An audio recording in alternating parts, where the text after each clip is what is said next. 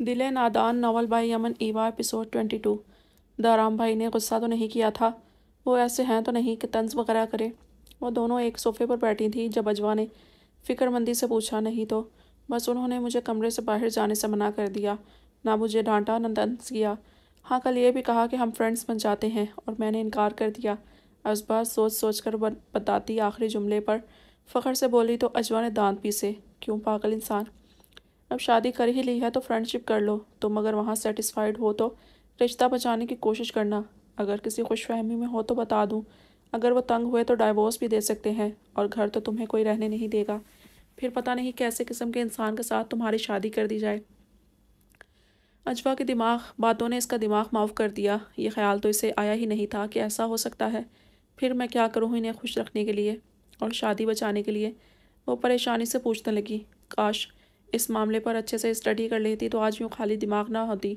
अब सारी उम्मीद अजवा से लगाए इसका पुरसोच चेहरा तकने लगी। देखो, बस तुम इनकी हर बात मानो, इन्हें अपनी आदत डालो, इनके काम किया करो, सामने रहा करो और हो सके तो ड्रेसिंग और अपना लुक भी वैसा कर लो जैसा इन्हें पसंद है। अजवा ने बहुत सोच समझ कर यह नतीजा अखज़ किया। ओके, मैं समझ गई। असबा ने सर हाँ में हिलाकर इत्मीनान से कहा, और आप बताएं रिमाप भाई के साथ खुश हैं? असबा ने मुस्कुराकर पुरजोश लहजे में पूछा तो अजवा को इसकी गद्दारी याद आई। मैं खुश होती अगर तुम गद्दारी ना कर जाती। तुम्हारे भाई से गिन गिन कर बदले लेना चाहती थी, मगर तुम जाने से पहले सारी दास्तानें सुनाकर गई। तुम्हारे भाई की अकड़ तो अपनी जगह वैसी है कि मैं पागल हूँ इनके लिए। अजवा ने इससे आंखें दिखाई तो अजबा ने नज़रें चुला लीं और अनसुना किए यहाँ वहाँ देखने लगी। इसकी आदत जहर लगती थी अजवा को, तभी दुल्हापे का लिहाज किए बगैर इसके सर पर हल्का सा थप्पड़ मारा। तशद्दुद क्यों कर रही हैं? मैंने तो इसलिए इन्हें बताया ताकि आपकी कदर करे वो। अजबा ने सर सहलाकर मुंह बसूरते जवाब दिया और नाक से गिरता चश्मा संभाला। अपना ये फजूल दिमाग अब दाराम भाई के लिए यूज़ न करना, पता चलेगा तुम्हें। तुम्हारे भाई को तो मैंने मुट्ठी में कर लिया, अब तुम अपनी खुद जानो। अजवा ने हूँ जैसा अंदाज अपना कर रुख फेर लिया। असबा का दिमाग मुट्ठी में करने पर अटक गया। ये फार्मूला काफ़ी बेहतर था। मुझे बस इतना बता दे मुट्ठी में कैसे किया जाता है, प्लीज़ प्लीज़ पिया। वो आंखें छोटी करती मिन्नतें करने लगी। दाराम, तुमने मेरी बात का मान रखकर असबा को अपना लिया, मगर प्लीज़ मेरी बकवास पर अमल मत करना। असबा को छोड़ना मत कभी। तुम्हारी कज़न बेला तो अमेरिका में है और यार असबा को अपनी इस शादी का मत बताना। रिमाप को समझ नहीं आ रहा था इसका शुक्रिया करें या बाकी ज़िंदगी के लिए असबा को खुश रखने की दरख्वास्त करें। तुमने हमेशा जज्बाती होकर फैसले लिए हैं रिमाप। तुमने मुझे असबा से निकाह के लिए मनाते हुए मेरी शादी को इग्नोर कर दिया। अब होश आया है तो एहसास हो रहा है कि क्या कर बैठे हो। असबा की फ़िक्र मत करो, मगर आइंदा ऐसी बेवकूफ़ियाँ मत करना, कभी बड़ा नुकसान न कर बैठो। दाराम ने संजीदगी से कहा। रिमाब ने खिफ़्फ़त से सर हिलाया। वो सही तो कह रहा था, वो जज्बाती था और बेहद था। असबा थोड़ी बेवकूफ़ सी है और कुछ मामलों में अच्छा खासा दिमाग हिला देती है। तुम में पेशेंस है, बर्दाश्त है, इसलिए मुझे असबा के लिए तुम ही बेहतर लगते हो। असबा इम्तिहान है सब्र का, कसम से। रिमाप ने मुस्कुराहट दबाकर कहते हुए स्टेज की तरफ देखा, जहाँ दोनों पता नहीं किन बातों में उलझी थीं। दाराम ने कोई जवाब नहीं दिया। आदम के अलावा क्या बात थी कि तुम्हारे सर से इसकी बहन का भूत इतनी तेज़ी से उतर गया? चाहे ज़िद हो तब भी वक्त लगता है अचानक के ये फैसलों को मानने में।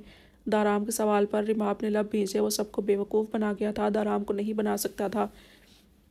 रिमाप ने इसे ईमानदारी से सब बता दिया। तुमसे शादी से एक दिन पहले इनकार करके इसे सज़ा दे दी रिमाप।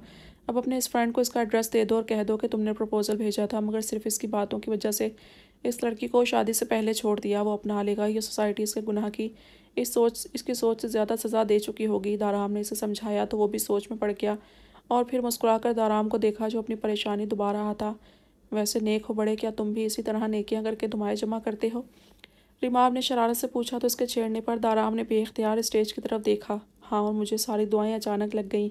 वो मुस्कुराते हुए बोलता रिमाब को मशकूक लगा। इसने पूछा तो दाराम ने और टॉपिक छेड़कर बात ही बदल दी।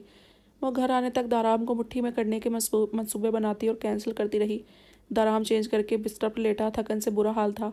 इसने ऑफिशियल नंबर्स पर मैसेज कर दिया कि कल लेट ऑफिस पहुंचेगा ताकि सुबह इसकी पीए देखकर मीटिंग्स डिले कर दे। असबा को देखा तो हैरान हुआ। वो चेंज करके हल्की फुल्की ड्रेसिंग में सोने के बजाय बैठी दाराम को देख रही थी। इसके देखने पर गड़बड़ाकर यहाँ वहाँ देखने लगी। बातें करना चाहती हो? वो इसकी हरकत पर मुस्कुराते हुए पूछने लगा। नहीं नहीं, आप थके हुए हैं, रेस्ट करें, मैंने बस एक बात पूछनी है। वो इसे रेस्ट का कहकर बात करने लगी तो दाराम ने हंसकर इसका हाथ पकड़ा। लेट जाओ, तुम एक बात पूछो या दो? मुझसे परमिशन मत लिया करो इसके कहने पर। असबा मुतमईन होकर फासले पर लेटी और हाथ भी छुड़वा लिया। दाराम ने नोटिस लिया मगर चुप रहा था। इसकी झिझक उतरने में टाइम तो लगेगा। वो शाय नेचर की थी। آپ کو کیسی لڑکیاں پسند ہیں؟ اجوا کے مطابق اسے ویسا بننا تھا جیسا وہ پسند کرے، اس لیے اس نے جاننا چاہا۔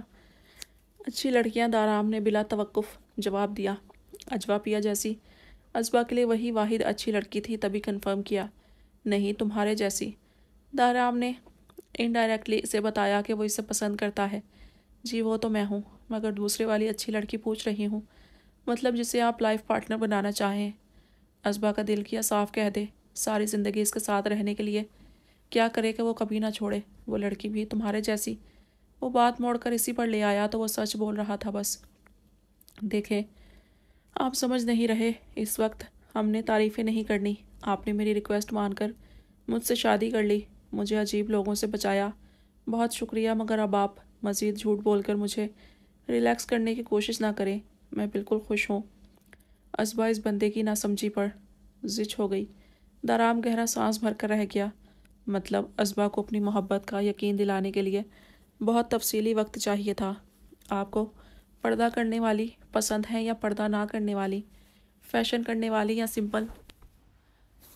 لانگ ہیئر یا شارٹ؟ سفید لڑکیاں یا سانولی؟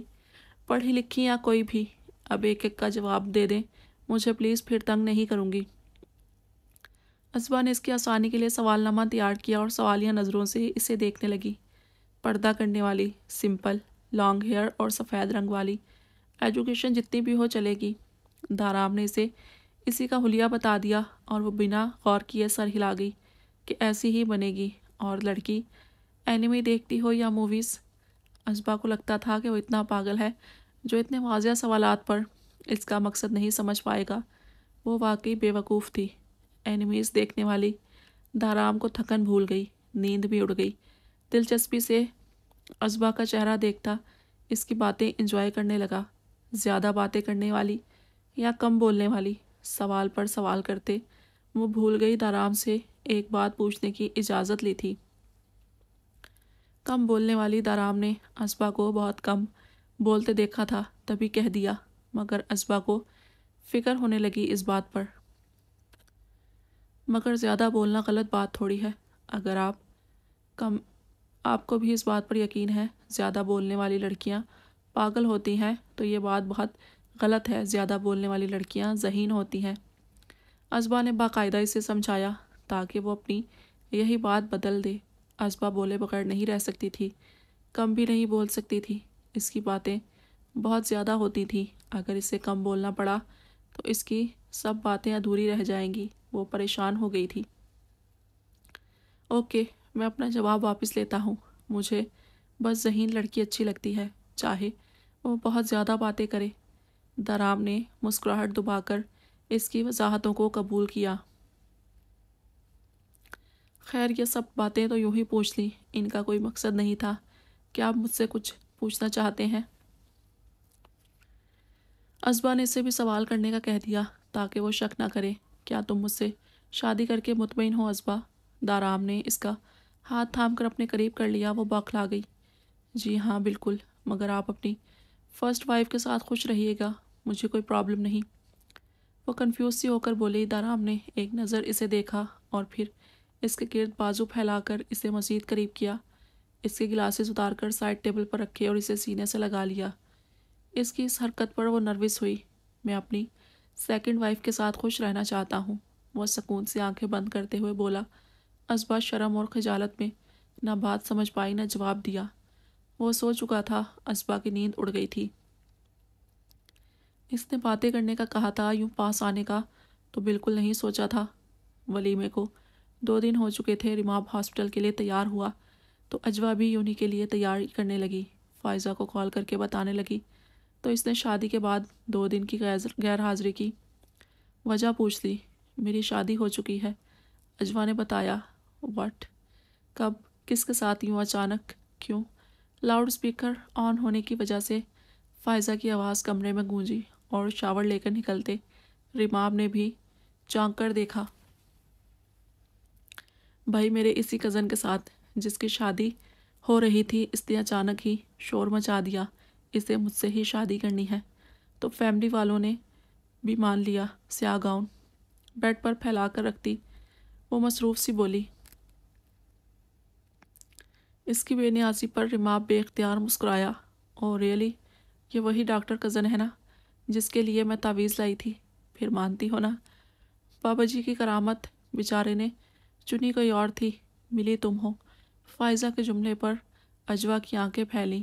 رماب نے بے اختیار کہکا لگایا تو اجوا نے جلدی سے کال کاٹ دی اور خفت سے دانت پیسے۔ بھائی تمہاری محبت کا تو ایک زمانہ گواہ ہے، کس کس سے چھپو گی؟ بال تولیے سے رگڑتے ہوئے گنگنایا اور بال برش کرنے لگا۔ میں پاگل تھی نا، ہر چمکتی چیز سونا لگتی تھی، اب آنکھیں کھل گئی ہیں مگر لوگ کیا جانے۔ اجوا نے گاؤن پہنا اور لہجے میں جتنا ہو سکا لاپرواہی شامل کی۔ چلو یہ تو مانا کہ میں چمکتی چیز ہوں، ویسے تم شرمندہ ہوتی ہو تو بہت پیاری لگتی ہو۔ رماب نے باقاعدہ اس کا چہرہ ہاتھوں کے پیالے میں بھر کر لگاوٹ سے تعریف کی۔ اور آپ اس طرح فلرٹ جھاڑتے بالکل ولن لگتے ہیں۔ اجوا نے اس کے ہاتھ ہٹائے اور ابرو چڑھا کر کہا۔ رماب ڈھٹائی سے ہنستا رہا۔ اپنی وائف سے فلرٹ کرنے والا ہیرو ہوتا ہے، ولن نہیں۔ اچھا چلو صلح کر لیتے ہیں، میں اب تعویذ والی بات یا تمہاری دیوانگی کا ذکر نہیں کروں گا، شروع سے شروع کریں گے۔ میں تم سے فلرٹ کروں گا، تم بس شرما دینا۔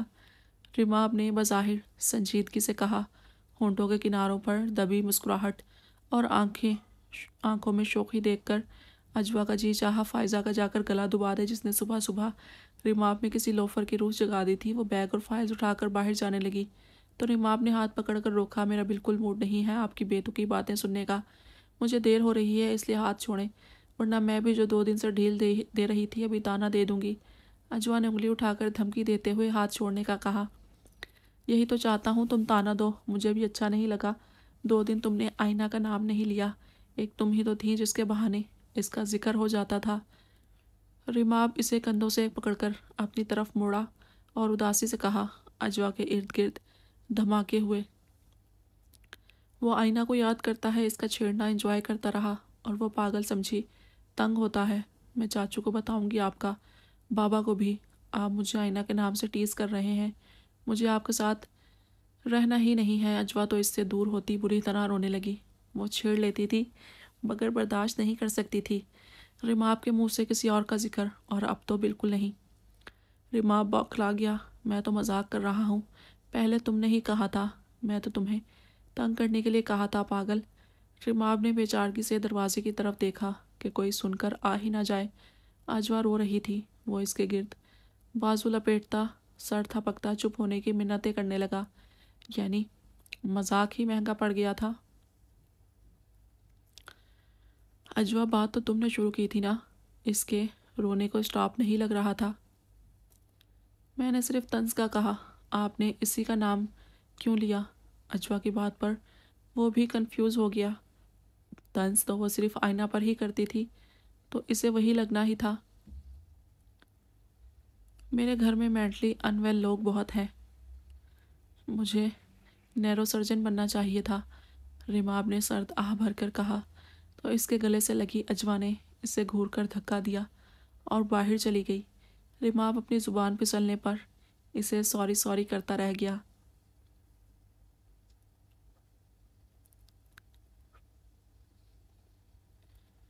رکو، مجھے تم سے بات کرنی ہے۔ ڈنر کرنے کے بعد ازبا حسب معمول اپنے روم میں جانے لگی تو صوفے پر بیٹھتی شائنہ بیگم نے سنجیدگی سے روکا۔ وہ ایک نظر سب کو دیکھنے لگی۔ دارام بھی وہیں بیٹھا تھا تو وہ بھی ایک سنگل صوفے پر بیٹھ گئی۔ میرے سرکل کی کچھ کلوز فرینڈز تمہیں دیکھنے آنا چاہ رہی ہیں، میں نے کل لنچ پر انوائٹ کیا ہے، انہیں بس 6-7 لیڈیز ہوں گی، تو اچھے سے مگر تھوڑا ڈیسنٹ سا ریڈی ہو جانا۔ ان کی بات پر ازبا گھبرا گئی۔ مجھے تیار ہونا نہیں آتا، میں کیسے ملوں گی ان سے؟ پھر وہی اسپیشل لوگوں سے ملنا۔ وہ بھی تیار ہو کر ازبا کے چہرے کی ہوائیاں اڑنے لگیں۔ ہانی نے طنزیہ نظر ڈال کر ہنکارا بھرا اور ماں کو دیکھا جو اس کی بات پر لب بیجے ضبط کر رہی تھی۔ ماما ہوں گی نا، تم نے جسٹ ہیلو ہائی کرنی ہے، دارام نے اسے نرمی سے سمجھایا۔ کل سنڈے ہے نا، میں گھر ہوں گی، سو ڈونٹ وری، میں اسبا کو ریڈی کر لوں گی، ثانیہ نے اسبا کو دیکھ کر مسکراتے ہوئے کہا تو وہ بھی کچھ پرسکون ہوئی۔ میں زیادہ وقت نہیں بیٹھوں گی، مجھے زیادہ بات کرنا نہیں آئے گا تو آپ کو برا لگے گا۔ اسبا نے پھر سے پھپھو کا امتحان لیا۔ تو تمہیں کرنا کیا آتا ہے وہ بتا دو، میں ان سے کیا کہوں گی کہ میری بہو اب نارمل ہے، بول نہیں سکتی؟ شائنہ بیگم نے دانت پیس کر کہا۔ دارام نے ان کے الفاظ پر انہیں دیکھا۔ ہاں یہ صحیح ہے، آپ کہہ دیجیے گا ایک بہو پاگل ہے اور اصلی والی امریکہ میں ہے۔ اس سے پہلے کہ دارام کچھ کہتا، اسبا نے پرجوش سا مسکرا دیا اور اٹھ کر چلی گئی۔ دیکھ رہے ہو تم بیٹا، یہ نان سیریس ہے بہت، اب شادی کر لائے ہو تو اسے مینرز سکھاؤ یا یہ کام میں کروں، شائنہ بیگم نے دارام کو دیکھ کر کہا۔ ہانی اکتا کر وہاں سے چلی گئی۔ ثانیہ مسکراہٹ دبائے بیٹھی تھی۔ اٹس اوکے، وہ زیادہ سوشل نہیں ہے، آپ ایک بار ملوا لیں اپنی فرینڈ سے، پھر اسے اس کے حال پر چھوڑ دیں۔ دارام نے اطمینان سے جواب دیا اور شائنہ بیگم کا بی پی لو ہونے لگا۔ جانے کل فرینڈز کے سامنے وہ کیسے شرمندہ کروائے گی انہیں۔